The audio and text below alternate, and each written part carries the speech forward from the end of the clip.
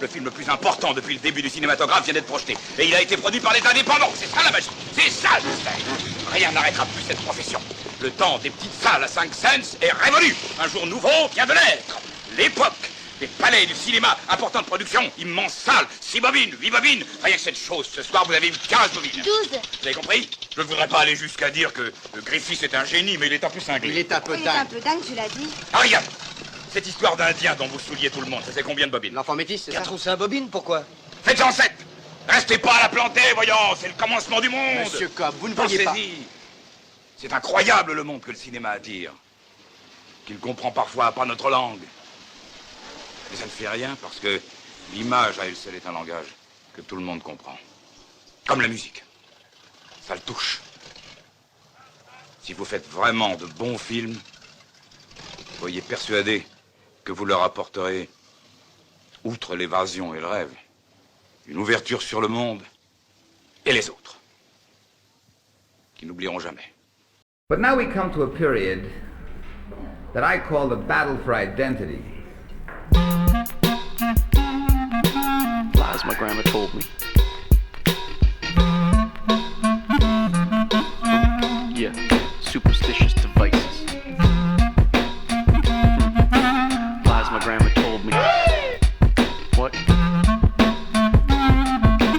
Urban mythological rules. Salut les kids et bienvenue dans En attendant Godard, saison 18, épisode 27. Cette semaine, entretien avec Marc Collery de la société Lost Film à l'occasion d'une rencontre au cinéma Arvor le samedi 7 mars 2026, consacrée au métier de distributeur de films et de ses enjeux actuels. Marc Collery représentait le SDI, le syndicat des distributeurs indépendants. Cet entretien a été mené avec Antonin Moreau du cinéma Arvor. Et oui, vous êtes bien dans En attendant Godard, l'émission de cinéma qui est les mieux que les autres. Et aujourd'hui, émission un peu particulière puisque je suis accompagné non pas de mes acolytes habituels, mais de Antonin Moreau du cinéma Arvor et d'une émission Le cinéma est mort sur Canal B. Bonsoir Antonin. Salut les kids.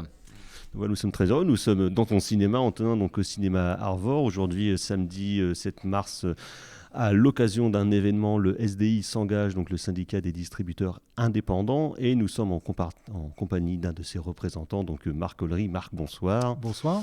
Donc Marc est le dirigeant de la société Lost Film, donc société de distribution spécialisée dans les films de patrimoine et les films rares. Et donc on profite de ta présence à Rennes aujourd'hui. Justement, on avait fait une émission il y a 1 an et demi, 2 ans, avec Antonin notamment, autour de la question de l'exploitation des films en salle. Et là, ça nous permet un petit peu de continuer dans cette même lignée, mais pour parler d'un autre maillon du monde du cinéma, donc le monde de la distribution. Et on va avec toi, Marc, essayer d'aborder ces différentes choses. Qu'est-ce que c'est que la distribution? Qu'est-ce que c'est que l'indépendance? Voilà, tout ce genre de choses pour essayer un peu de comprendre un petit peu comment ça fonctionne, parce que donc on va dire qu'il y a en général 3 grands pôles dans le cinéma: la production, la distribution et puis l'exploitation.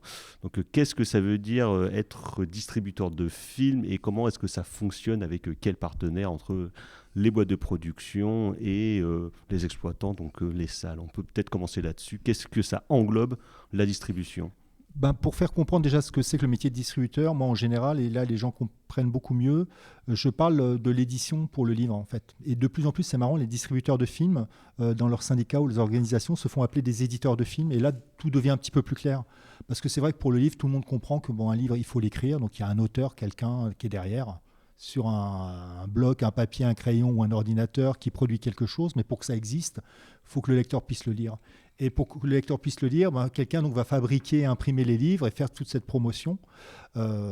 Et donc dans la distribution et dans le cinéma, c'est ce qu'on appelle le distributeur. Donc c'est un petit peu la même chose.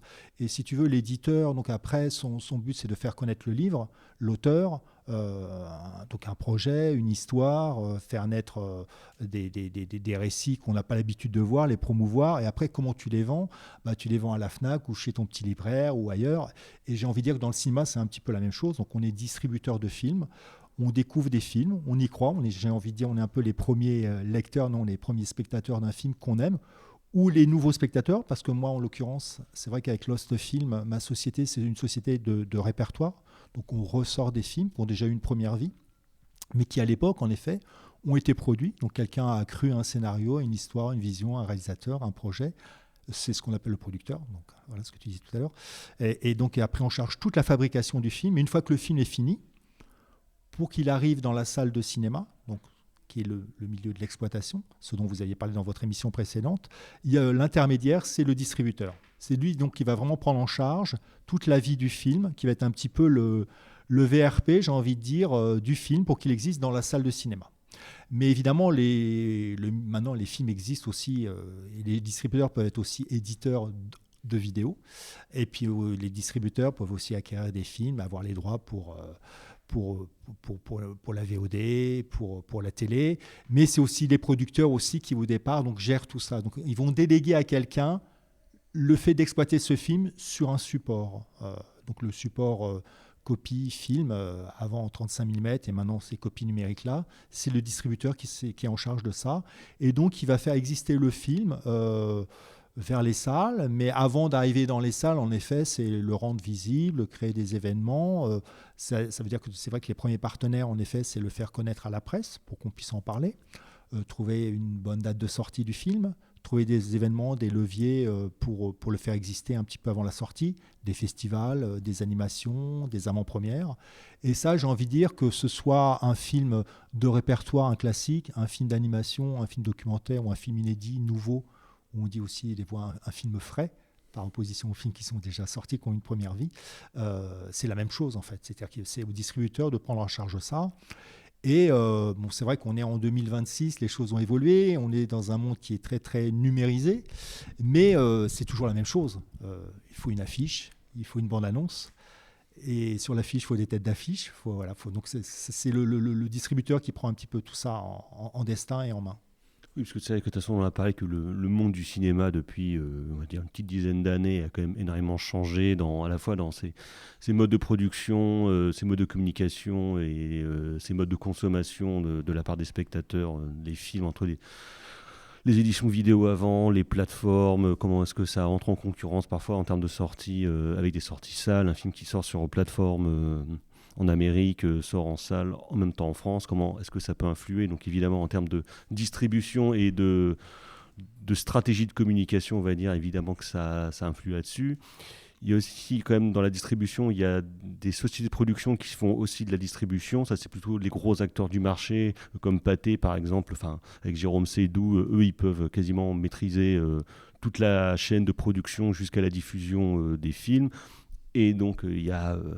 des sociétés comme la tienne, comme Lost Film, que ce soit pour des films frais ou des films de répertoire qui justement vont s'associer avec des sociétés de production pour vendre leurs films, pour le distribuer via leur réseau, via l'intérêt des exploitants aussi, quoi. Donc il y a évidemment j'imagine qu'il y a des questions de négociation avec les sociétés de production, à la fois en termes de coûts, en termes de stratégie commerciale que des indépendants peuvent mettre en place.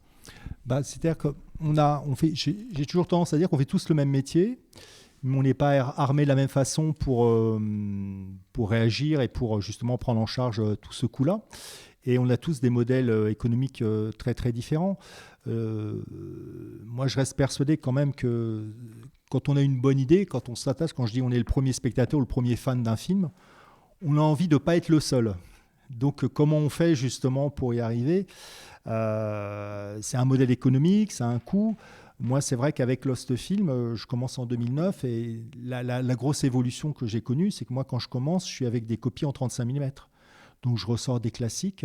Moi, j'ai été biberonné à la dernière séance, au cinéma de minuit, Patrick Brion, au cinéma américain, anglo-saxon, classique hollywoodien. Donc, c'est vrai que moi, quand je crée Lost Film, mon envie, c'est par exemple de partager un film que j'adore, de Robert Mulligan, qui s'appelle Du silence et des ombres, avec Gregory Peck.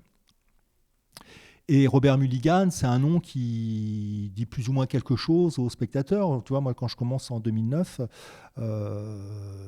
c'est vrai qu'il y a déjà plein d'autres camarades qui font du cinéma de répertoire, mais qui ne sont pas forcément sur ce réalisateur-là, mais sur d'autres classiques. Et c'est vrai qu'il y a un petit peu tout à construire. Donc, Nous, voilà, en tant que distributeur de patrimoine, et quand on se tourne vers le cinéma américain, il y a 1 ou 2 acteurs qui vont gérer justement tous les catalogues des studios américains. Et après, auprès de qui on s'adresse pour négocier les droits, donc l'achat des droits, et de savoir si on peut tirer des copies 35 mm sur ces films-là. Oui, parce que ça, les questions de droit, comment ça se passe en termes de négociation, surtout quand c'est des boîtes de production donc qui sont étrangères pour les films américains, des films anglais. J'imagine que ça ne fonctionne pas tout à fait de la même manière que par exemple des boîtes françaises. Si tu veux, il y a toujours... faut déjà être avec le bon interlocuteur. C'est-à-dire que tout à l'heure, on parlait de films... Il faut savoir à qui parler déjà. Voilà, à qui parler. Donc, quand on est sur des films nouveaux, il y a des festivals, il y a des catalogues autour des festivals qui recensent tout ça. Donc, c'est un petit peu plus clair. Mais c'est vrai que sur les classiques, il y a des fois, il y a des films, on voit un logo d'une grande major américaine, mais... entre-temps, ce film-là, ou une partie de cette production a peut-être été rachetée par un autre catalogue, ou le matériel est peut-être en trop mauvais état à l'époque pour tirer une copie 35 mm. Maintenant, notre question à nous, quand on fait des films classiques et de répertoire, c'est de savoir si ce matériel il est numérisé. Donc, c'est-à-dire que le film, quand tout à l'heure on parlait de la chaîne et la vie d'un film, donc production, exploitation, distribution, le producteur, il tourne son film, il y a un négatif, il y a une première copie, et après, il y a plein de copies qui sont tirées en copie positive, on les projette. Ça, c'est les distributeurs qui prenaient ça en charge, mais maintenant, il faut qu'il y ait du matériel numérique. Et donc, il faut qu'on s'adresse à la personne, ou à l'endroit, ou au laboratoire, où est stocké ce matériel-là, pour, après, qu'il soit numérisé.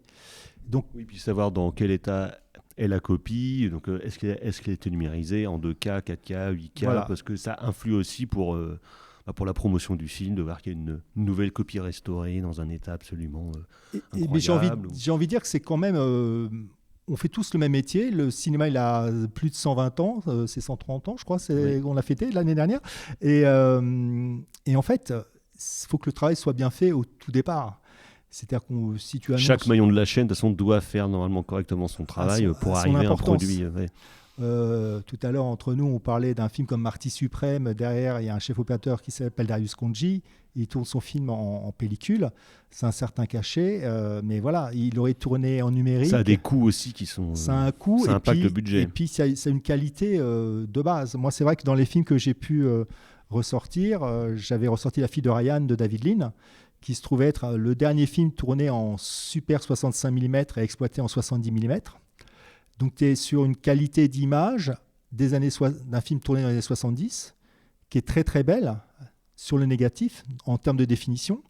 Quand j'ai décidé de le ressortir en 2012 ou 13, je ne me rappelle plus la date exacte, il n'y avait pas forcément de matériel d'une restauration.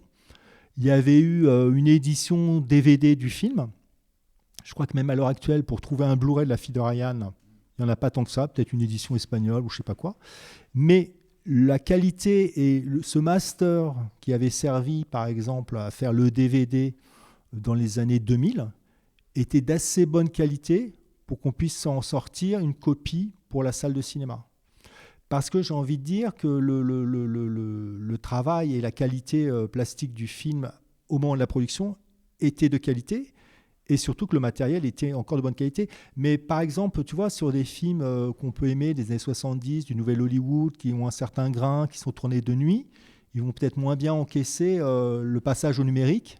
Et c'est comme ça, on n'y peut rien. Ou alors, il faut triturer l'image, faire des travaux de labo. Oui, c'est pour ça que souvent, quand il y a des copies numériques justement de films qui sont très granuleux dans les années 70-80, souvent, il y a une déperdition sur ce grain-là. Parfois, les copies sont beaucoup trop ripollinées, sont beaucoup trop clinées. En fait, c'est plus le même film en termes visuels. Donc, c'est vrai que le passage de l'analogique au numérique, il y a eu parfois des gains, mais il y a aussi des pertes dans la qualité même des films. Et puis aussi, c'est un truc tout bête, c'est que même à l'époque, tu avais des caméras ou des pellicules, tu avais différents types de pellicules ou de marques, et donc il y avait des grains ou des tonalités différentes. Tourner en Kodak ou tourner en Fuji, c'était pas la même chose. Ou certaines pellicules qui vieillissent beaucoup plus mal, comme les Eastman Color, par exemple, qui avec le temps ont tendance à devenir un peu rosées, quoi. Et donc en termes de restauration, après, ça aussi, ça demande des frais qui sont Voilà, donc en fait, ce que j'ai envie de dire, c'est que maintenant, même quand on ressort un film et qu'il est numérisé, il y a plusieurs façons de le restaurer, de le numériser. Et puis il y a les très belles campagnes dont on entend parler de temps en temps dans l'histoire du cinéma, comme Lola Montez ou l'année dernière autour du Napoléon d'Abel Gans, qui était un chantier énorme. Mais ce que je veux dire par là, c'est que, par exemple, moi je viens aujourd'hui à Rennes là, pour montrer un film qui s'appelle Stella Femme libre, qui est un film grec de 1955. Quand je décide de le ressortir parce que j'ai un coup de cœur, parce que je trouve le film fort, il est très très grec, mais pour moi je vois dans ce film une femme fatale comme si c'était Ava Gardner ou Sophia Loren dans un film italien, et une histoire de femme comme ça très forte. On est dans les années 2012-13 en Grèce, c'est le début de la crise grecque. La copie, le négatif est dans un laboratoire à Athènes. Eux, ils vont pas investir, c'est pas le moment. Il n'y a pas une politique culturelle forte qui fait qu'on restaure les grands classiques. Michael Kakoyannis vient de mourir, c'est vraiment un auteur, c'est le Marcel Carnet ou le Jean Renoir du cinéma grec, mais il n'y a pas de copie numérisée. Donc moi, je suis à la source, je suis en relation avec le laboratoire, et ils vont scanner le négatif. Si j'avais eu plus d'argent, on aurait peut-être un peu plus nettoyé, un peu plus restauré le film, etc. Et puis je suis dans une production où on est en 1955 en Grèce, dans un pays où il n'y a pas un CNC, il n'y a pas de structure autour, où tu vois un film de 1955 en Grèce, mais comme si tu voyais un film de Jean Renoir des années 30, si tu veux, sur la qualité, sur le son, sur l'enregistrement, sur la photographie. Donc tout ça, ça joue, quoi. Et après, en effet, sur les restaurations, le plus important, c'est d'être à la source, et si possible, d'être plutôt sur une source de départ, un négatif, et comment on peut travailler dessus. Et comment tu peux en effet travailler, soit c'est image par image, soit c'est des scans, soit ça se fait rapidement, soit il y a un travail de fourmi qui se fait, et c'est comme ça qu'on redécouvre des films. Moi, je me rappelle avoir découvert un film d'Elio Petri qui s'appelle Les Jours comptés, qui avait ressorti Tamassa.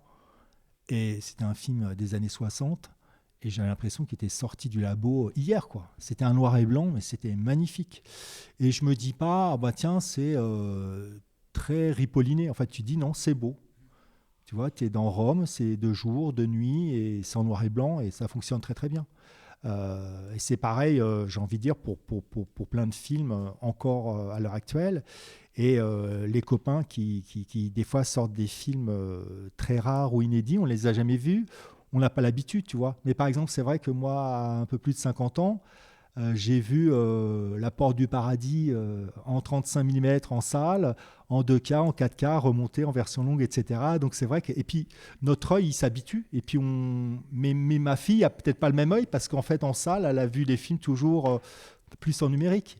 Et puis après, on ne parle même pas des gamins qui n'ont absolument pas envie de voir un film en noir et blanc. Je fais des digressions. Ah ouais, je pense qu'après, c'est vrai que sur ce truc-là, du grain et tout, c'est un truc qu'on peut constater en salle. Moi, pour en passer quand même quelques-uns à l'Arvor et être spectateur de ce genre de film, c'est vrai que sur... qu'on dit au niveau des nouvelles générations, par exemple, voir des films avec du grain, c'est quelque chose qui est quand même typiquement, qui est considéré comme une sorte de défaut de restitution de l'image cinématographique, et qui est absolument pas compatible avec une sorte d'esthétique actuelle qui est plutôt une esthétique numérique. Et je sais que sur certains Blu-ray ou copies auxquelles on peut avoir accès, et c'est vrai que c'est valable vraiment sur cette décennie des années 70, où justement ce moment, ou même fin 60, où le cinéma sort un petit peu des studios et donc du coup tourne en basse lumière, donc ça crée du grain, et c'est compliqué à restituer numériquement. Et je sais que certains films, malheureusement, oui, ce grain là il est un petit peu complètement lissé, et moi c'est vrai que c'est quelque chose qu'à chaque fois que je trouve un peu dommage, et voilà. Après, c'est vrai que l'important, c'est, nous on est distributeurs, on a envie de partager des films et des émotions. Des fois, on est dépendant des éléments existants, quoi, et on n'a pas le choix. Moi, c'est vrai que quand je me lance dans cette idée de ressortir Stella, faut imaginer que ce film-là, c'est un classique en Grèce, mais même chez eux, ils sont sur le même master qui passe tout le temps à la télé, qui est édité en DVD localement dans une collection très pauvre et tout, etc. Et les rayures, elles sont sur tous les supports. Et quand Arte a fait une diffusion quelques années avant, ils ont le même support et donc ils ont la même rayure aussi.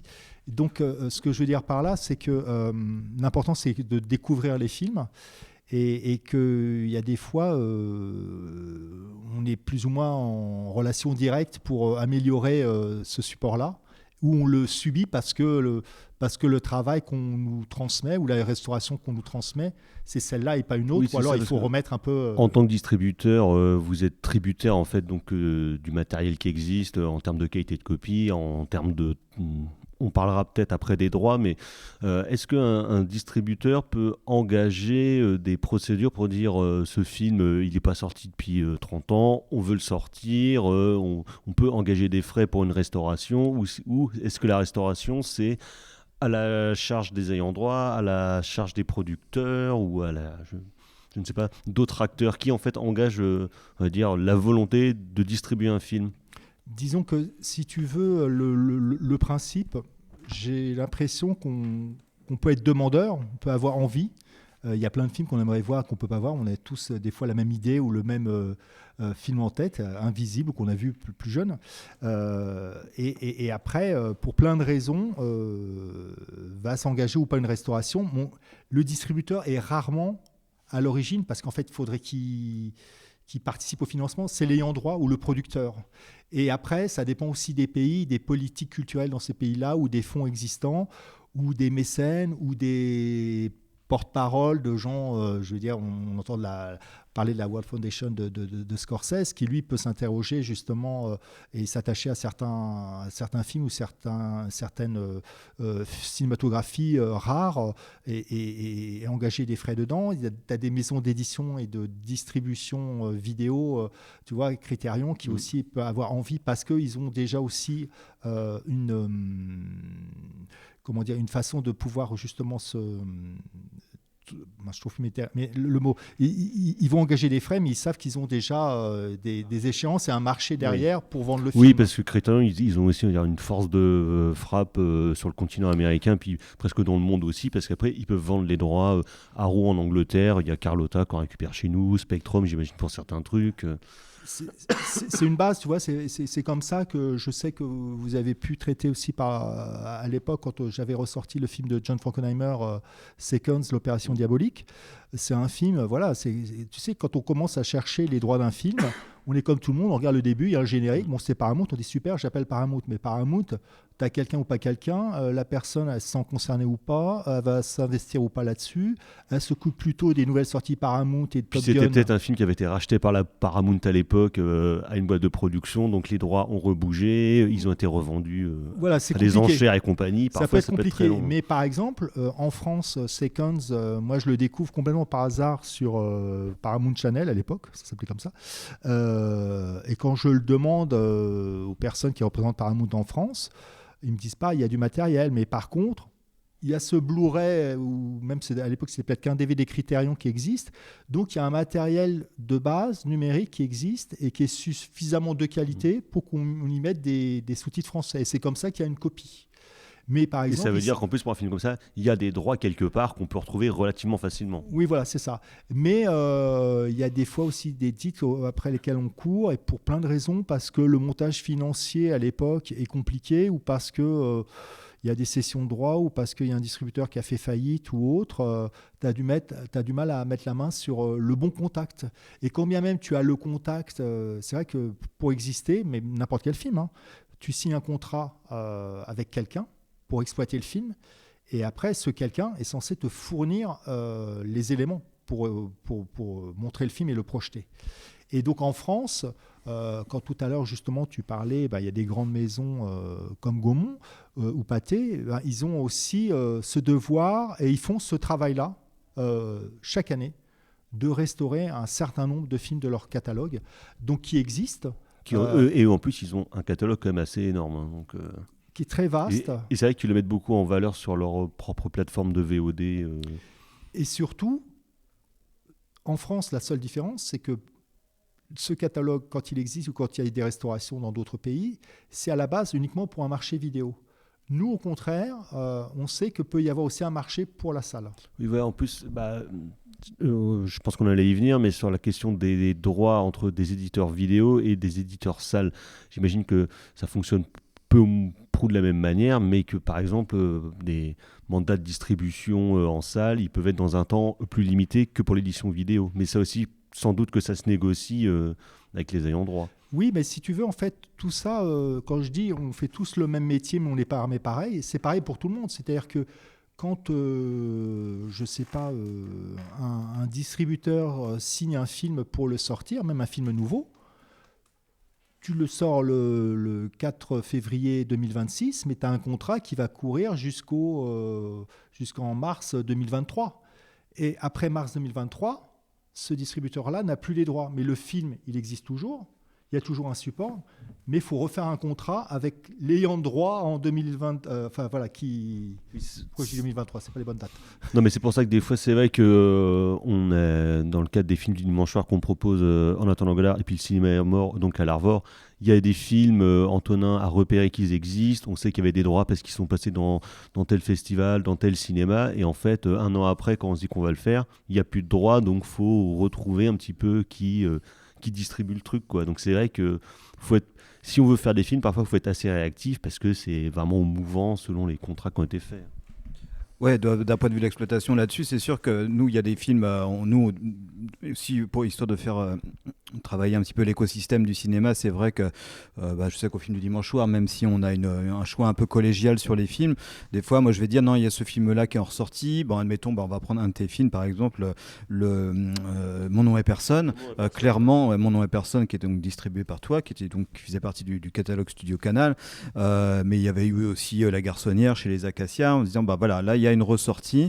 C'est un film auquel on n'avait pas spécialement pensé, La Garçonnière, mais je dis là on faut faire participer, faut faire vivre aussi tout cet écosystème des éditeurs, distributeurs de films, et on le met à ce moment-là on le date à ce moment-là, parce que sinon admettons, Mon nom est personne, je sais pas, je pense qu'il va peut-être être restitué chez Studio Canal à un moment, mais La Garçonnière, j'imagine que c'est un film qui appartient à ce gros gestionnaire de catalogue qui est Parc Circus, donc ça c'est un nom qui doit être absolument inconnu des auditeurs, mais sur lequel tu pourras revenir un peu, mais qui est lui qui gère les catalogues de la plupart des grands studios américains, et c'est vrai que on travaille évidemment assez régulièrement avec eux, mais c'est vrai que quand un éditeur prend un mandat de distribution chez Parc Circus, autant travailler à ce moment-là sur le film plutôt que d'avoir affaire à Parc Circus, qui peut être un peu plus compliqué.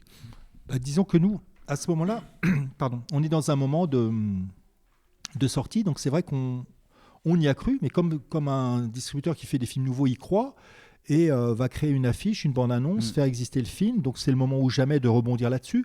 La seule différence, c'est vrai que nous, nos contrats, qui soient plus ou moins longs, 1, 2, 3, 5 ans, ou qui soient reconduits, la durée de nos vies, ils existent déjà, j'ai envie de dire.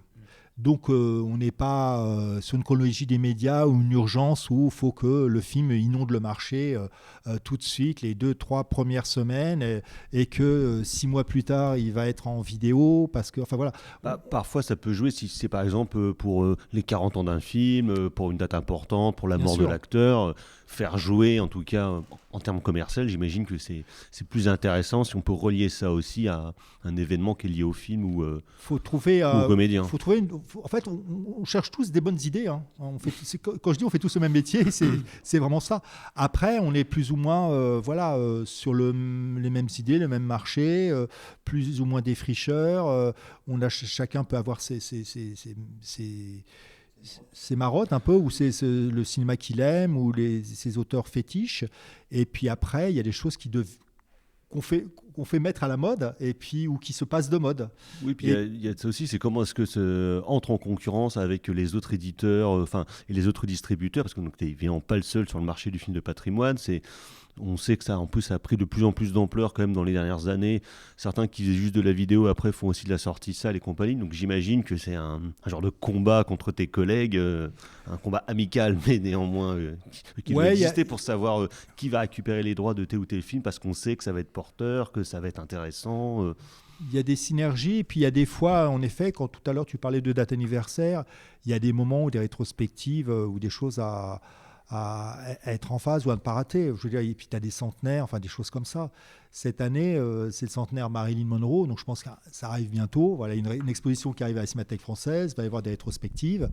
Oui, puis quand en plus on peut lier ça à des événements de la Cinémathèque française, on sait aussi que ça a un poids au niveau national pour la circulation des copies, pour faire des événements, avoir des invités, je sais pas, parce que je sais qu'on en avait parlé au niveau de l'exploitation sur et faire des événements, donc des sorties. Il y a de ça aussi, ça peut accompagner quand il y a justement un anniversaire et que ça joue aussi là-dedans. Bah, c'est une force de frappe, c'est des moments qu'on essaie de trouver ensemble. Et puis tu as aussi les festivals, tu as des festivals beaucoup maintenant tournés vers le répertoire. Tu as des moments phares, de même que tu as le festival de Cannes, de Venise, de Berlin. Bah, maintenant tu as Cannes Classique, tu as le festival Lumière à Lyon, tu as un très beau festival à Bologne, tu as le festival de La Rochelle qui fait des très belles rétrospectives au long cours. L'année dernière c'était Chabrol et puis aussi... Barbara Stanwyck, en fait, tu vois, d'un seul coup, c'est une vraie bonne idée. Et moi, j'y suis sur la dizaine de jours. Et on est tous scotchés parce que les gens remplissent la grande salle de la Coursive avec Barbara Stanwyck. Mais qui aurait prédit ça 6 mois plus tôt, quoi. Après, il y a l'effet festival aussi, quoi. Il y a l'effet festival. Et puis après, ce côté bouche à oreille, tu as envie de les voir, ça communique, on en parle, tu as des gens qui viennent présenter les films. Et puis dans la foulée, tu as aussi des films qui arrivent en vidéo aussi avec elle. Et puis là, tu te rends compte qu'en effet, il y a eu des manques. Donc, et le cinéma, il est riche, hein, il y a vraiment beaucoup de choses à montrer. L'année dernière, c'est vrai que Chabrol, c'est pareil. Il y a quelques titres qu'on avait l'habitude de voir. On a été élevés, biberonnés avec ça à la télé pendant des années. Et puis, il y en a plein d'autres qu'on ne connaissait pas, quoi. Et puis, pendant longtemps, les films étaient bloqués aussi en termes de droits. C'est pour ça que j'ai dire, parce que les films de Chabrol, c'est vrai qu'on les a attendus dans des belles copies pendant des années parce qu'on s'est tapé des masters DVD sacrément dégueulasses et baveux. Et c'est vrai que les droits étaient bloqués par... le coproducteur italien de Chabrol de beaucoup de sa période fin 60, début 70, là, qui est probablement la meilleure, mais c'est vrai que c'était des gestions de droits très compliquées. Chabrol a bataillé jusqu'à la fin de sa vie pour récupérer les droits, ou en tout cas que ce soit un peu clarifié pour qu'il y ait des mandats de distribution, mais c'est vrai que ça joue aussi là-dedans, et le fait de enfin les voir dans des belles copies et les voir en salle, c'était quand même... ça faisait énormément plaisir, quoi. Tu vois, je repense à un truc aussi l'année dernière, parce que c'est vrai que moi, quand j'essaie de définir ma cinéphilie, je dis moi j'aime le cinéma de David Lean à David Lynch. C'est vraiment mon ADN. L'année dernière, à la disparition de David Lynch, il y a eu beaucoup d'hommages. Et puis il y a un film qui était manquant, qui est Dune, et qui va arriver cette année, là, dans quelques semaines, avec les Acacias en salle, mais qui avait déjà eu droit à son édition vidéo. Et là, donc ça va être, je crois, un vrai bonheur. Et puis en plus...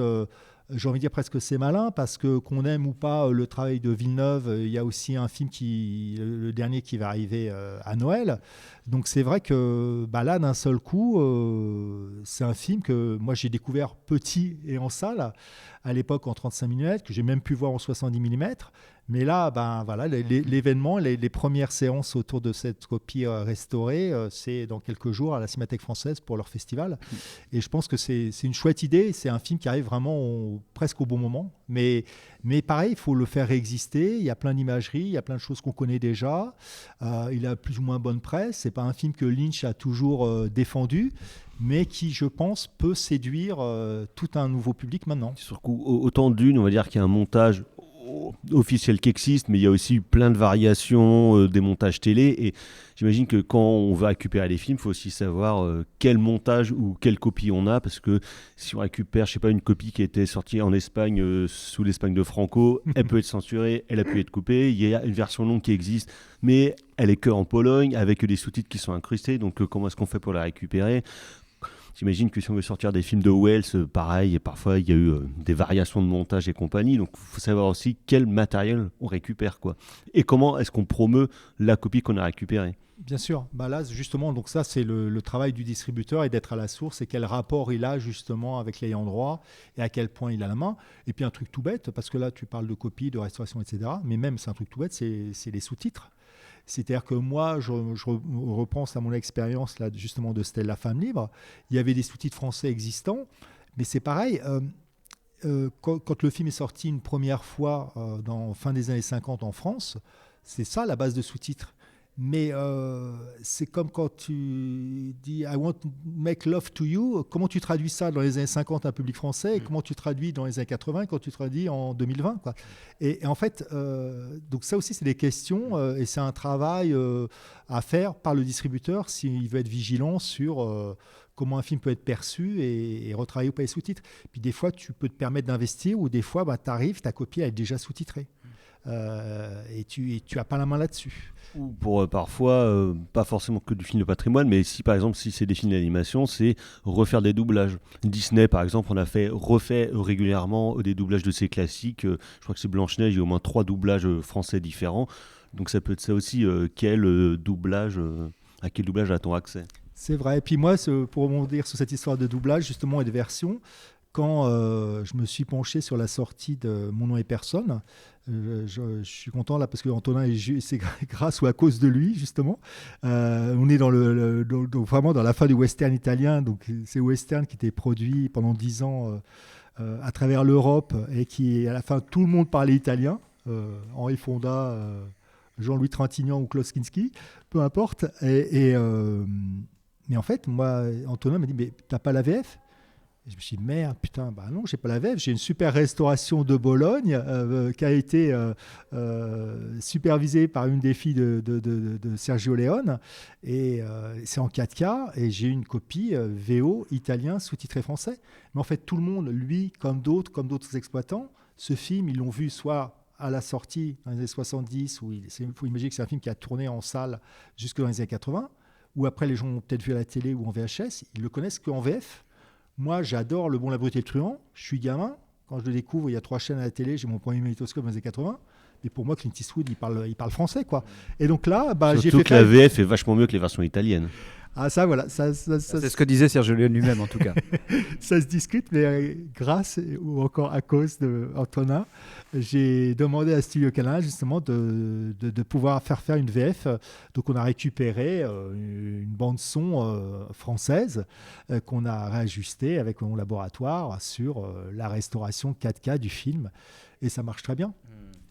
Et du coup, moi j'aurais bien aimé que tu parles aussi, alors, finalement toi tu as 10 ans, hein, c'est ça, ta boîte elle a 15 ans, un petit peu de l'évolution de ça, parce qu'effectivement tu es là à l'occasion aussi d'un événement, donc le SDI s'engage, mais qui ne concerne pas uniquement le cinéma de répertoire, mais plutôt les distributeurs indépendants de façon générale. Mais là on a un peu parlé de tout ce qui est ton activité autour du cinéma de répertoire. Peut-être commencer quand même là-dessus, sur un peu l'évolution sur le cinéma de répertoire, comment on arrive à convaincre aussi les salles de passer les films. Moi je dis juste, alors ça sera pas les bons chiffres, mais vous aurez un peu une ordre d'idée. Il me semble que dans le nombre de sorties salles qu'il y a dans une année en France, je crois que les cinémas de répertoire c'est à peu près 30%, quelque chose comme ça.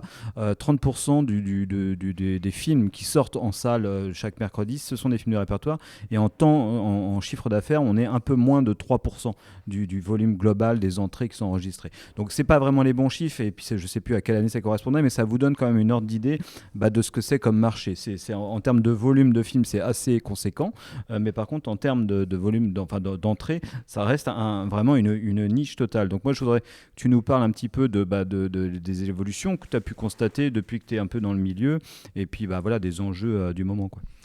Si tu veux, le problème c'est que c'est aussi la force et l'impact du cinéma pour tous les Français. Et donc, le mot affreux derrière, c'est le cinéma, c'est un marché. Voilà, c'est un art et un marché. Et donc, en fait, il faut être à la hauteur ou à l'écoute de ça. Et puis, dans des rapports de force aussi par moment. Il y a de plus en plus d'acteurs et de distributeurs de films de patrimoine. Il y a une jeune société qui est arrivée l'année dernière qui s'appelle Contre-jour, tu vois, et qui s'est portée sur des films ou une cinématographie qu'on voyait peu. C'est super courageux. Mais en fait, c'est après à qui tu parles et comment tu peux justement faire en sorte que ton film, comme tous les autres films, puisse rencontrer son public.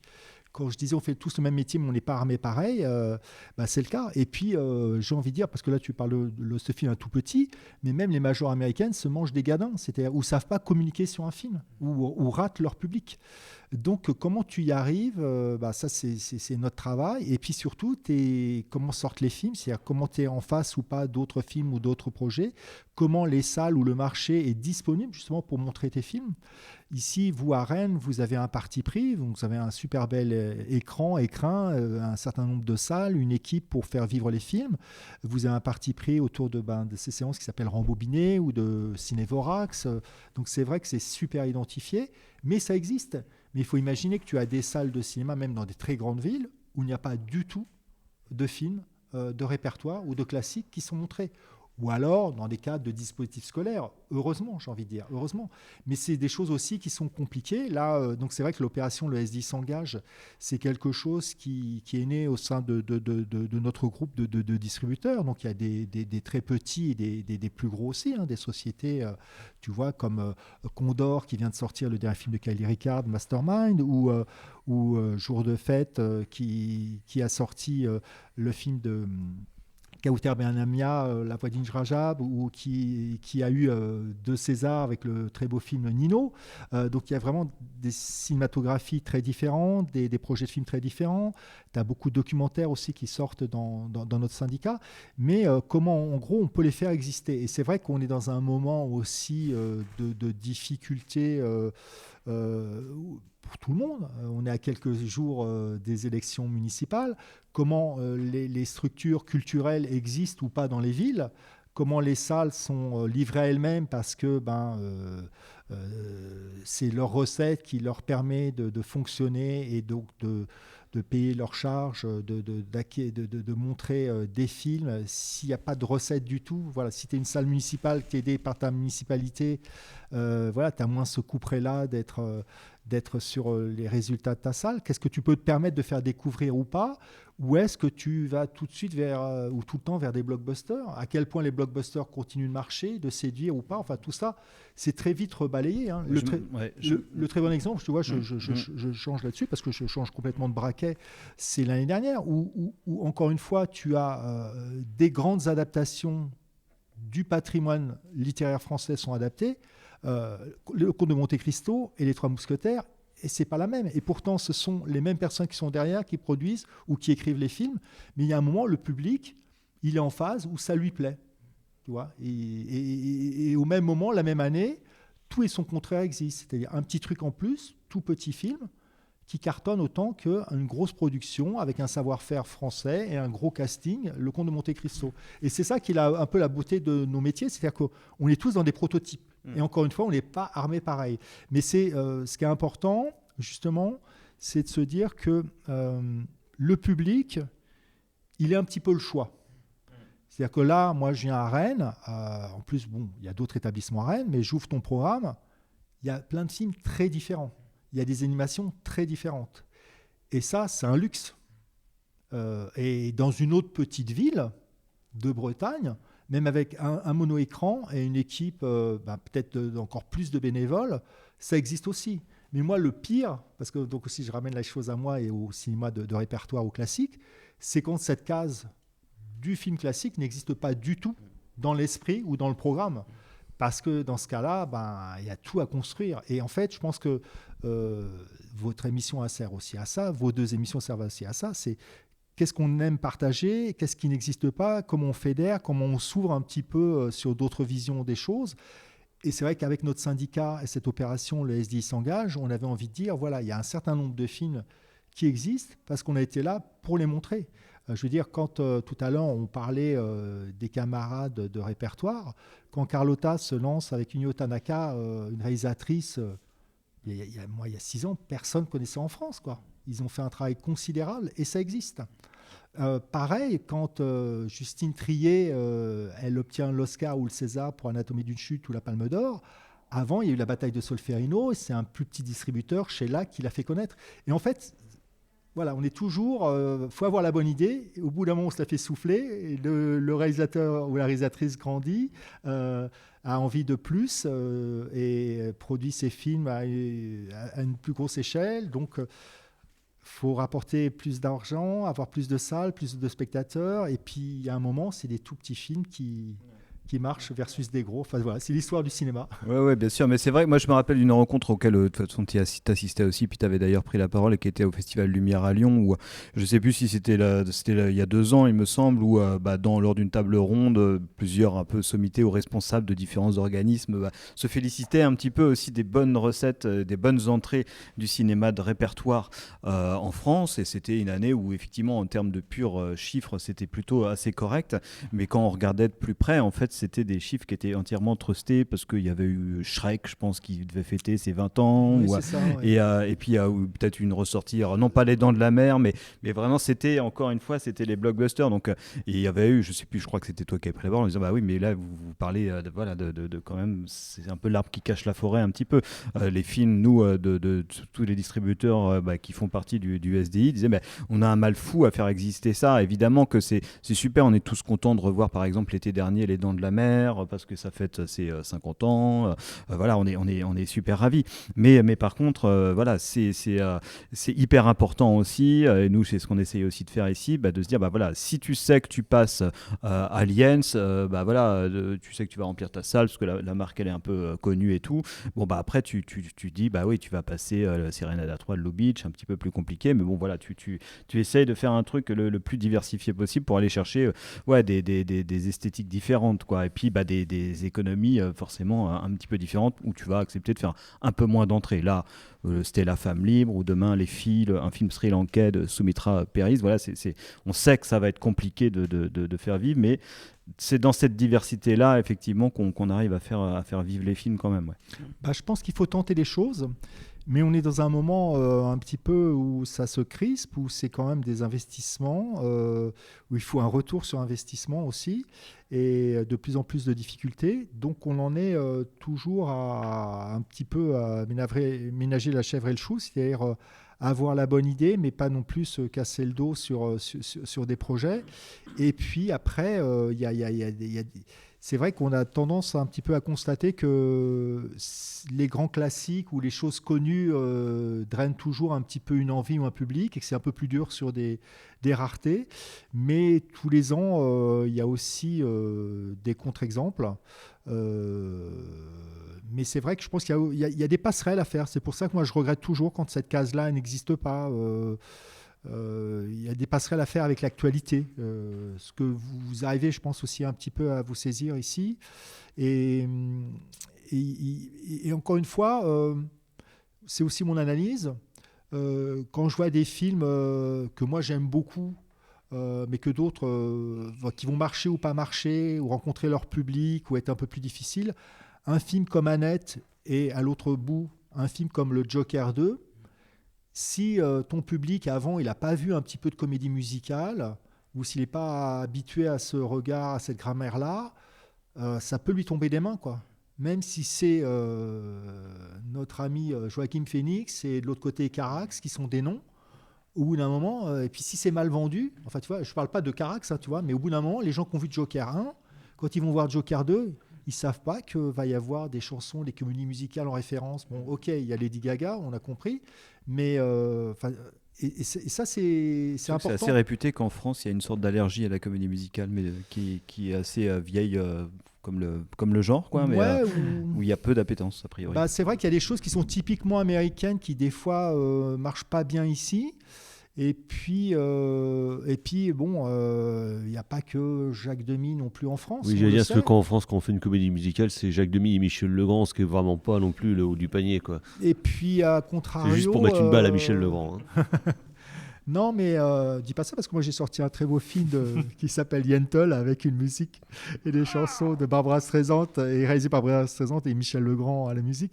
Non, mais après, ouais, c'est pas facile. Non, ce qui est compliqué, c'est d'élargir, c'est de convaincre. J'ai envie de dire, quand tout à l'heure on parle des gros succès, c'est justement des films qui ont dépassé, pas l'entendement, mais presque, c'est-à-dire sur leur public de base. C'est-à-dire que là, tu vois, aujourd'hui on montre un film qui s'appelle Stella, femme grecque. Libre. C'est la femme libre, pardon. Un film grec, c'était La femme libre. C'est avec Mina Mercouri. Tu fais un sondage, les gens ne savent pas qui c'est. Michael Kakoyannis, ils ne sauront pas qui c'est. On va leur dire, ah oui, le réalisateur de Zorbal grec. Mais Zorbal grec, qui a vu Zorbal grec, tu vois. Donc, et après, mais pour n'importe quel grec, tu lui dis Stella, il connaît les dialogues par cœur. Mais comme nous, en France, on connaîtrait des dialogues par cœur. De Michel Audiard ou de... D'un Audiard, tu vois. Ou Atmosphère, tu vois. C'est cet ordre-là, j'ai envie de dire, dans le classique. Mais est-ce que la communauté grecque de Rennes va venir voir le film ? J'en sais rien, tu vois. Donc en fait, c'est vrai qu'il y a toujours tout à construire, je pense. Il y a une base et il y a des choses un petit peu à dépasser. Et puis après, oui, il y a des ratés. Il y a des ratés. Et puis, il y a des bonnes idées de distributeurs à avoir. Il y a des fois des producteurs, et depuis toujours, le cinéma, il a fonctionné sur on va adapter le gros succès littéraire ou la pièce à succès, ou maintenant on est sur des BD ou même sur des mangas ou des jeux vidéo à adapter. Et puis ça marche ou ça marche pas. Et puis là, aux Oscars, la chanson qui va tout gagner, c'est la chanson de K-pop de Demon Slayer ou je sais plus quoi. Enfin voilà, tu vois. J'en ai jamais entendu parler. Ouais. Mais je suis peut-être trop vieux. On va revenir sur le nerf de la guerre, chez vous les petits boutiquiers, qui est donc l'argent. Comment est-ce qu'on se fait de l'argent en étant distributeur ? Enfin, je veux dire, comment ça marche les retours sur investissement dans le métier ?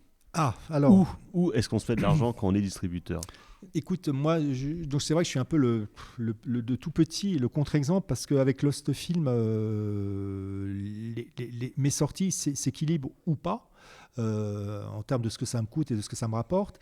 Et puis moi, malheureusement, je n'arrive pas à en vivre. Et puis je suis tout seul, je fonctionne de façon très artisanale. C'est-à-dire, les coûts, ça passe dans l'achat des droits, de copies, des réseaux de distribution, et comment est-ce qu'on retombe sur ses pieds ? Les recettes, après, c'est les entrées en salle, moi, principalement. Tu récupères un pourcentage sur les entrées. Donc, si tu veux, l'idée... Alors, c'est vrai que ce qui est important, et ça, c'est super important par rapport à l'émission que vous avez pu faire déjà sur l'exploitation, quand tu parles de la vie d'un film et justement le cycle du film et puis comment il existe, nous, avant que le film arrive dans une salle de cinéma, c'est parce qu'un distributeur a fait tout ce travail, a investi donc, c'est-à-dire qu'on va acheter les droits d'un film, on va faire toute la campagne de promotion pour aller vite autour, donc des coûts de sortie qui sont liés à le faire exister, donc les choses de base, une affiche, une bande-annonce, mais après, c'est pareil, c'est comment tu vas ou pas pénétrer le marché, acheter des espaces dans la presse pour faire exister tout ça, ou ta bande-annonce, comment tu vas ou pas investir pour faire des tournées, des avant-premières, amener une équipe. Là, je te parle pour des films plus récents. Et donc, tout ça, ça a un coût. Donc, que le distributeur va investir.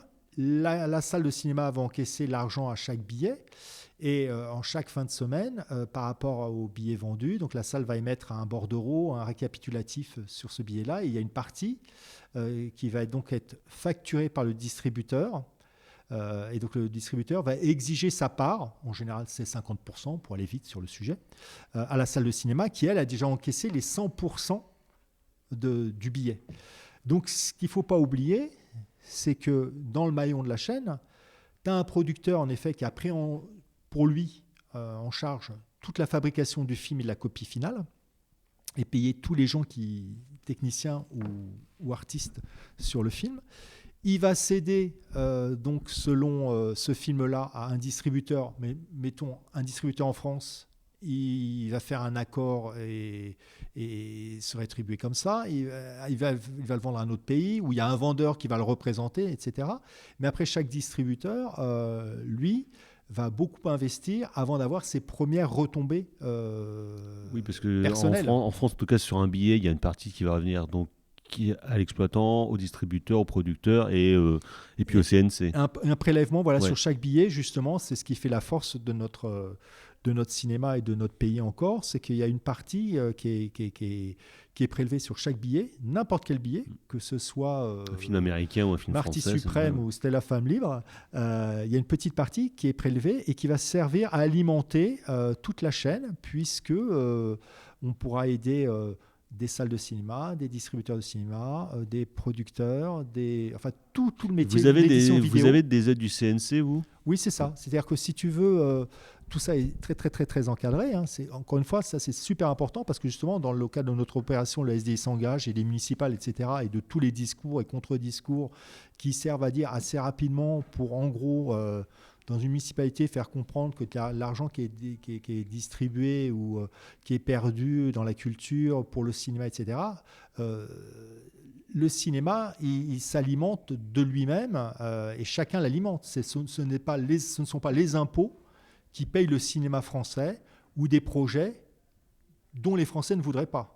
C'est quelque chose d'assez vertueux, c'est un écosystème, et on peut porter des projets, on peut demander une aide à la distribution, une aide à l'exploitation, une aide même à l'édition, même si c'est faible, à l'édition de livres de cinéma. Il y a une aide à l'édition vidéo. Enfin voilà, le secteur de l'audiovisuel aussi est aidé par le CNC, et tout ça est assez vertueux. Il ne faut pas tout mélanger parce que les gens mélangent un petit peu ça et aussi la redevance télé qui n'existe plus du tout ou différemment. Enfin voilà. Mais c'est vrai que tout ça, c'est des équilibres qui bougent. Et au milieu de tout ça, ce qu'il ne faut pas oublier, c'est que le cinéma, maintenant, il existe aussi pour tout un chacun en dehors de la salle de cinéma. Donc il y a les plateformes, il y a la vidéo en ligne, il y a regarder un film sur son téléphone ou sur une tablette. Et voilà, mais en fait, là-dedans, c'est jamais les impôts des Français ou l'argent des Français qui est spoilé pour que le cinéma puisse exister. Donc ça, c'est super important de le dire. Et j'ai envie de dire, plus on va au cinéma, plus on le finance et plus on permet justement cette diversité et justement d'équilibrer un petit peu les difficultés. Donc moi, c'est vrai que ce qui est important, quand je dis... moi, ce que j'aime, enfin, ce que je souhaite, c'est que les films s'équilibrent. C'est qu'il y a un moment, justement, quand je prépare une sortie de film, je peux déposer un dossier auprès du CNC. Il y a une commission qui va voir mon film, qui va étudier mon budget, qui va pouvoir m'aider à 50% de mes frais de sortie, au maximum 50% de mes frais de sortie. Tu vois. Donc, c'est un plus. C'est-à-dire que ça, c'est quelque chose, je sais que je vais pouvoir toucher et qui viendra en plus du résultat en salle, que ce soit un échec ou un succès. Et ça me permet justement d'équilibrer ou de me permettre ça. Mais tout le monde n'est pas éligible à cette aide. Et l'aide, il y a un moment, c'est des enveloppes. Il y en a ou il n'y en a pas. Et puis donc, c'est des politiques culturelles, c'est des choses à maintenir et à avoir en tête ou pas. Oui, puis c'est pas parti pour s'améliorer particulièrement, j'ai l'impression. Non, ça tient aussi à des personnalités, des discours. Et puis c'est ça qui est très important, c'est qu'en fait, il y a la sanction toujours des entrées, le premier jour de la sortie, mais c'est plus large que ça. La première séance au hall. Voilà, faut se projeter sur beaucoup plus loin. Et oui, parce qu'il y a des films qui ont un souffle assez long, ça peut prendre plusieurs semaines avant que le bouche-oreille fonctionne. Et puis, la culture, investir sur la culture, c'est du long terme. C'est-à-dire que c'est pas un ciné-club qui existe. Un rendez-vous mensuel ou hebdomadaire à des spectateurs, où un jour tu leur montreras L'Armée des Ombres, une autre fois ce sera, je sais pas, Les Tontons Flingueurs, une autre fois ce sera Le Guépard. Tu montres des choses différentes, une façon différente d'autres cinématographies. Et quand va arriver, par exemple, le film de Xavier Giannoli sur la Deuxième Guerre mondiale, sur la collaboration, c'est l'antithèse ou c'est le prolongement de l'Armée des Ombres. Donc, je veux dire, au bout d'un moment, ça se nourrit, tout ça. Et c'est des figures, et c'est des choses, et c'est aussi, tout ça, c'est notre patrimoine. Donc, il faut que ça existe.